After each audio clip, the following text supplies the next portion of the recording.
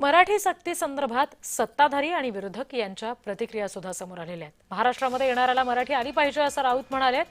भाषा सक्तीकडे पूर्वीच लक्ष द्यायला हवे होतं असं भुजबळांनी म्हटलंय। महाराष्ट्रामध्ये मराठी भाषेला प्राधान्य हवंच असं शशिकांत शिंदे यांनी म्हटलंय।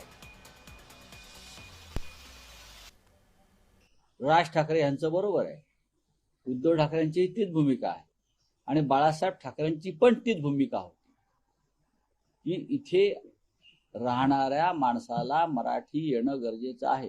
हे फक्त महाराष्ट्रापुरतं नाही, त्या राज्यामध्ये जे नोकरीसाठी जातात, रोजगारासाठी जातात, त्यांना त्या राज्यातली भाषा आली पाहिजे। इथली भाषा सुद्धा